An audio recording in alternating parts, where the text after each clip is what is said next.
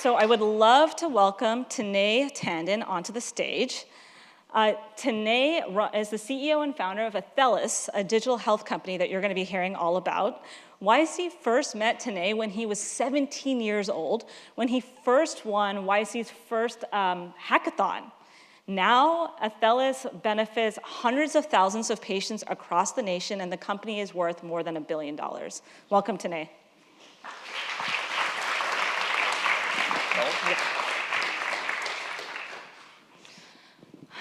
Tanay, thank you so much for being here.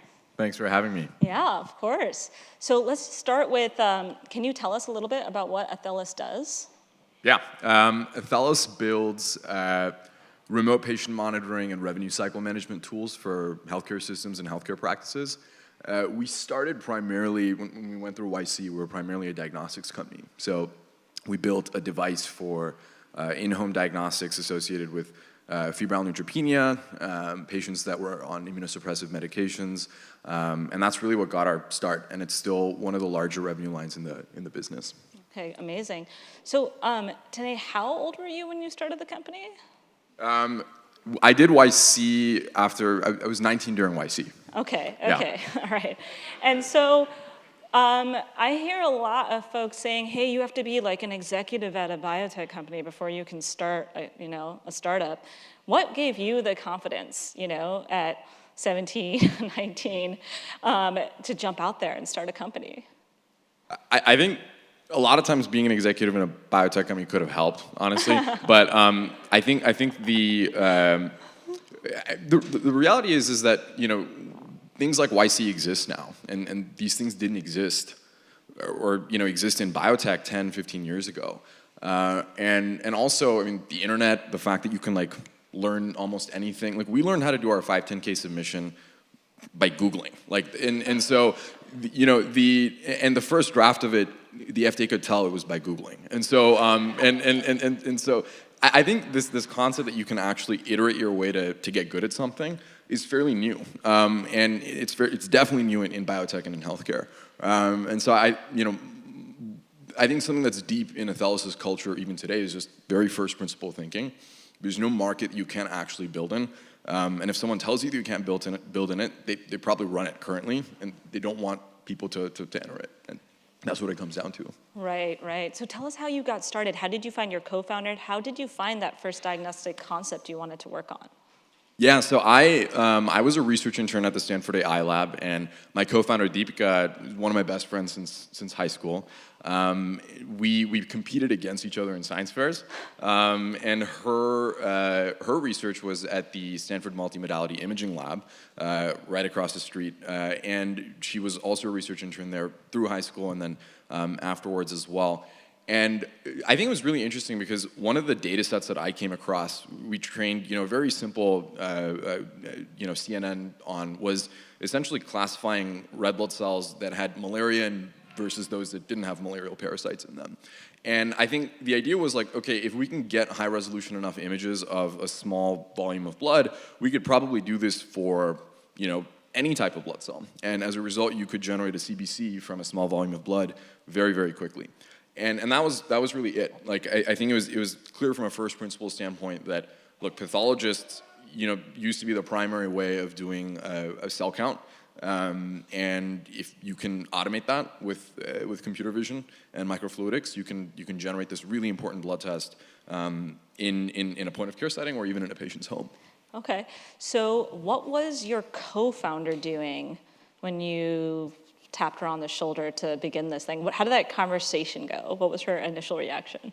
Yeah, she was in school as well, and I think she sort of saw it as a summer research project, and that's how I pitched it as well. Okay. And then at some point during the summer, it was well, now we can't go back to school, and so we.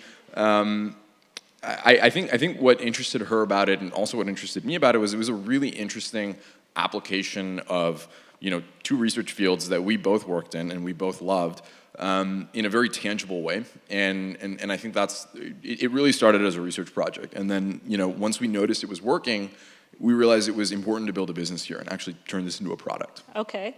And so how did your family or other people around you respond to you wanting to drop out of school? Yeah, I think it was definitely a battle convincing, like both of our parents in terms of, hey, we're going to take some time off. And similarly, it was pitched as a quarter off and then a year off and then we're not going back now.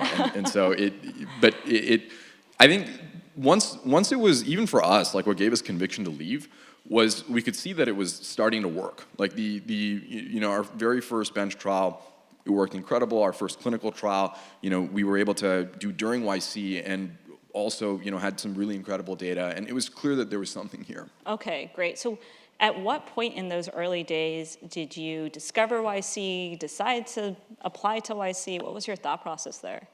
Yeah, so I mean, growing up in the Bay Area, YC was sort of ever present, and I went to startup school in 2013, I think, and it was PG and Sam were interviewing Zuckerberg, and then they had Jack Dorsey come and speak, and so it was just part of the ether here, and I think it was so exciting that you could see. I remember I saw Flexport's YC interview on stage, and I think Paul Graham made him do it live in front of everyone, and it was just such an exciting moment, and so we ended up doing. The first version of Athelas was actually built at YC Hacks when it was purely focused on can we detect a malaria parasite versus just a binary classifier. And so that's how I got introduced to YC, and then we applied once, and it was too early, so we got rejected, and then we applied the second time, and we got in, and then we did YC. That's great. Yeah. And so what was the batch like for you? What did you spend your time doing? I think it's interesting because it was really, really helpful that there were software companies in our batch that had week-over-week growth metrics. And the thing I loved about it is that if you're a competitive person and you see someone else's graph going up and you're sitting here with this shitty Raspberry Pi and the thing isn't working, you're gonna get really mad at yourself. And I think the fact that there was this pacing, that there was someone to pace to, was incredible. And Scale AI was in our batch. I still chase that fucking company. And I think the beauty of having people that are operating faster than you is you will try to acclimate to their pace. And that to me was one of the most incredible things about YC. And so during our batch we set really aggressive milestones around yes, we wanted to make sure that the fact that we were a biotech or digital health company was not an excuse for delivery of results, which it can become because you convince yourself that there's so many roadblocks, right? Which there are a lot of roadblocks when you're working with hardware and you're working in a lab. And so before even starting YC, we said we are going to finish a clinical trial and it is going to have FDA grade results by the end of these 10 weeks or 12 weeks. And I think using that as our North Star just forced a level of speed and execution that wouldn't have been possible otherwise. Okay, so you're saying that during the 3 months at YC, you wanted to finish your clinical trial. That means you must have started it long before you entered YC, right? No, not quite. So we had early versions of the device. We had a pretty simple partnership with Stanford where we would get their residual samples and we'd be able to run tests.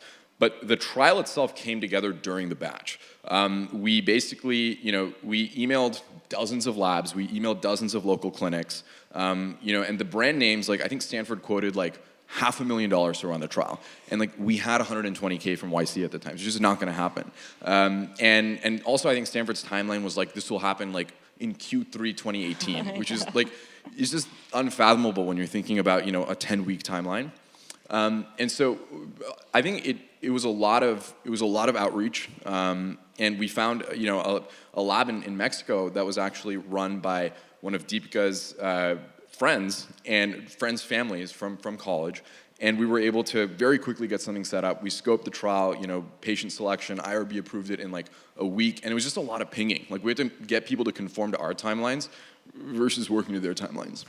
So you started and finished a clinical study during the 3 months. Yeah, and for what it's worth, this is a class 2 diagnostic. If you're working with implantables or you're working with a drug, it's a very different. I'm sure there's an equivalently ambitious benchmark, but it's probably not going to be the whole clinical trial. But for us, we thought this was the right level of hard, where this was a trial that could actually be done in. You sit with the device, you run a comparison study against a lab. You can do it and you do it with patients. You could do it in a couple of days once you have all of the necessary access.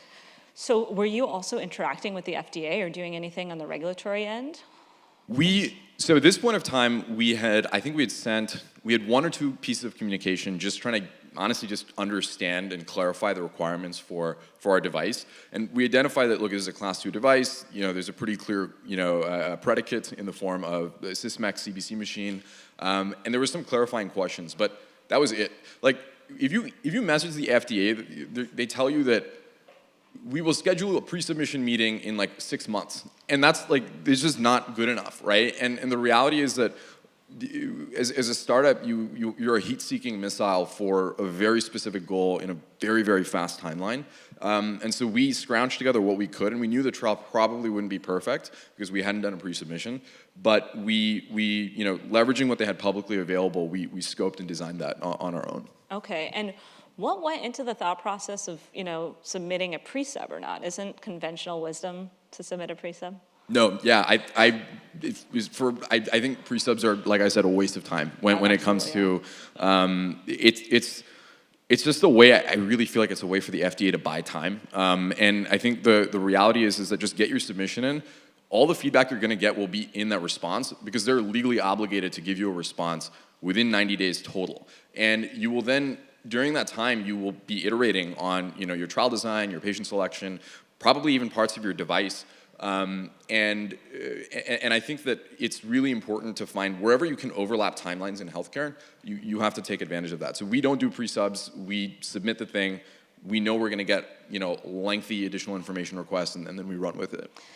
We did the same thing at Envision because with a pre-sub, it's 90 days before they even schedule a meeting with you, and then it's more time after that, and the feedback they give you isn't binding. So the 510K thing is faster, so I prefer it just going straight for the kill. That's the other thing. The pre-sub feedback isn't even binding. Yeah, so like they can just tell you something and then like completely reverse it like 6 months later. And I've had companies go through that where they do the pre-sub, they say, oh, we kind of like this trial design, and then later they say, just kidding. So, so you had all the clinical trial data, you submitted the 510K. What was it like kind of after you left YC, those first initial years? And what caused the pivot as well? Yeah, I mean, I think what's interesting is that the years immediately following YC, I'd say the year and a half, even 2-year time period was really challenging. And it was, there were like moments of serious despair just because I remember we got our first additional information request back and it was pretty much like getting an F on a report card. Like it was 40 pages or like there were 40 additional information requests. Most of them were like redo this, and we had like a year and a half worth of burn left. And so we were not in the most comfortable position. And I think the thing that kept us going was when I first got that additional information request back from the FDA, it was very much so like, okay, they're not going to clear us. That's kind of what it felt like. And then when you broke down the information and put it on a to-do list, I remember like our CTO Dhruv and I, we stayed up till 3 right after we got the response, and we just made a 30-page Google Doc with a to-do list of what are the things the FDA wants from us. And honestly, the morning it felt a lot more attainable. And so then we sprinted for 6 months. And in 2018, we were in summer 16 was our YC batch. In 2018, we finally got the clearance. And so I think the 2 years in between doing YC and getting the clearance, something that was really important was we kept the pace of YC alive because there were times where it felt like, especially in the 6 months after, it felt like we were going slower. And I couldn't quite fathom why.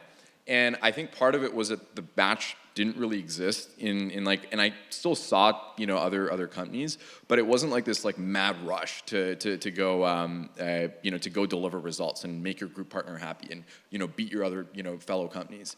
And so I think we figured out ways to replicate that. I started doing check-ins with my group partner again, and that sort of helped reset the tempo. And then I think the next thing you asked about is how the sort of product transformed and evolved.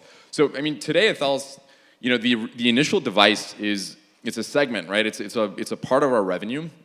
After clearance, in the first 6 months, we scaled to about 1-2 million in ARR, and it was great. Like we had patients that really needed the device. We had clinicians that were relying on the system every week for their patients on clozapine and their patients on immunosuppressive medications. And we quickly realized that, like, look, we can scale this business probably to tens of millions of ARR over the next 4 or 5 years.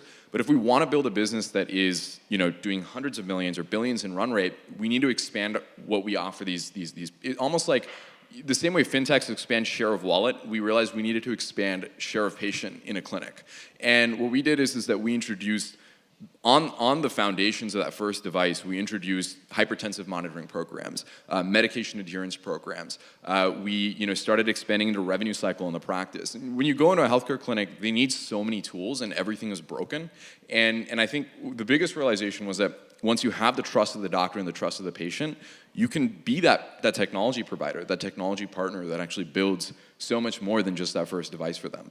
And that's really how I wouldn't even call it a pivot necessarily, because we just added product lines. And our ACVs went from $10,000 per clinic to now hundreds of thousands of dollars per clinic. And that's kind of the equation we had in our mind. So clearly that move was fruitful, going from tens of thousands to hundreds of thousands of dollars worth of revenue per clinic. At the time that you wanted to expand, how did your existing investors react? What was that conversation like with them? Honestly, there wasn't a conversation. I think our approach was, look, we have delivered on the initial, I think you earn the right to, both with your customers and your investors, and honestly your employees, you earn the right to build more as you deliver customer happiness on the first pieces. And for us, there would have been no remote patient monitoring suite or revenue cycle suite that is now that are now the core revenue drivers for the business without the first device. And so I think there was a lot of trust. We got the FDA clearance in record time. There was trust that we could execute. And I think Roelof from Sequoia says is that the TAM is like a fake number. There's no such thing as a total addressable market. TAM is just a measure of the ambition of the founding team. That's it. And I really believe that, which is if you execute again and again and again, you unlock more TAM. And if your customers need you and you continue to deliver products that help them, you will grow as a business. Okay, absolutely. So you mentioned employees a little bit, and a lot of early stage entrepreneurs or people who are thinking about starting companies wonder how they're going to grow their initial team or find the right people to get the company off the ground. Do you have any words of advice for them? Yeah, definitely. I think our initial team, Drew, who joined our founding team, is CTO. Just this hacker mindset, right? The two of us could work on problems for endless amounts of time. Deepika, innately a hacker mindset. And I think there's a lot of push that people get from investors or people get from, even just conventional wisdom that they need to hire the biopharma exec or the med device exec that went and did XYZ. It's a very different skill set. And one example that I use is even in sales, right? A lot of times you'll hear from folks you need to go hire the person that's selling $4 million worth of product a year. And I remember we hired someone from Salesforce, right? That was selling tons of product every year, and we're this guy's going to be an awesome sales leader, et cetera. The reality is Salesforce is kind of a tax on startups at this point of time, right? The money's going to show up whether that guy was selling or not. It's like hiring someone from the IRS. It doesn't really matter because the money will show up. People will always be buying Salesforce. Our most successful sales reps, and this is a slight deviation from what you initially asked, but our most successful sales reps, for example, one of them was a door-to-door pesticide salesman. A really hard product to sell. That guy was grinding in order to sell one person. And our belief has always been slopes versus intercepts, which is find people that will work really hard to learn the underlying thing, and don't haven't had to coast at any point of time, because there's products that just sell themselves and they're not going to be good salespeople. And I think it's similar in engineering. Same philosophy. Honestly, people from the Googles of the world just haven't been great fits at Athelas, and I think we've chatted with other startups. It's often the case, unless you pick from a very specific team that actually has a fast shipping cadence. Yeah, so you think it's the fast shipping cadence that makes all the difference? Yeah, anyone that's had to fight for survival is going to be good, and if they've lasted long enough, and anyone that's had to deliver results on a weekly or monthly time horizon will be good. And anyone that doesn't have to do that. If their job would exist, if they were working at 25%, it's not going to be a good fit early on at a startup. Okay, fantastic. Tanay, can you give us a snapshot of where Athelas is today? Revenue, how much money have you raised, your investors, that sort of thing, and maybe what your future plans are for the company? Yeah, I think so. The high level, we want to end the year at a 50 million run rate. We are, in total, we're 300 people. 150 in India, 120-ish here, and then we have 30 that are kind of remote, spread around the world. Today our product is essential to the clinics and healthcare providers that we work with, and I think for me, it's very clear that there's so much to build for these customers, which is why we're all here today. Whether that's in devices, whether that's in software, whether that's in other forms of tooling, whether that's bringing care directly to patients and cutting out middlemen wherever you can. I think for Athelas, really our end goal is, if you look at our product pipeline and you look at what we're shipping week over week, it's very clearly just like, what is it that makes the doctor's life 10% easier, right? Like, what is it that they currently do manually that we can use software to automate for them? Or on the diagnostic side, what is another test that we can launch that eliminates a 2-hour drive back and forth for a patient to go into clinic and then come back home and then get results 2 weeks later. And so, honestly, our product evolution is somewhat boring, I'd say, for the next 2 years, with the exception of probably 1 or 2 areas where we're starting to apply things like large language models, and it's very exciting, and you can suddenly do things that we weren't able to do a year ago. So I'd say just more infrastructural back-end, admin tools for healthcare providers, and in-home diagnostics and sensors for patients. That's fantastic. So Tanay, in the audience, we have a lot of entrepreneurs a couple of years into their journey, and some folks who are just on the fence about whether or not to take this leap of faith and start a company. Any advice for budding entrepreneurs? Yeah, I think there's the Sam Altman saying, right, of the real risk is not taking a risk, and I think it's super true. It will be very, very hard. If you're gonna take the jump, be ready for 10 years of pain, but with pieces of fun and just really exciting moments that make it all worth it. And so I think the other thing that I tell people is the only things that are really worth doing are the ones that you can compound in for a long time. And so pick problem spaces that you're genuinely excited about, and then just I think the score takes care of itself after that. If you work hard every day, nothing else really matters. Thank you, Tanay, for sharing your journey with us. Incredible. Thank you, guys. Thanks. Tanay Tandon.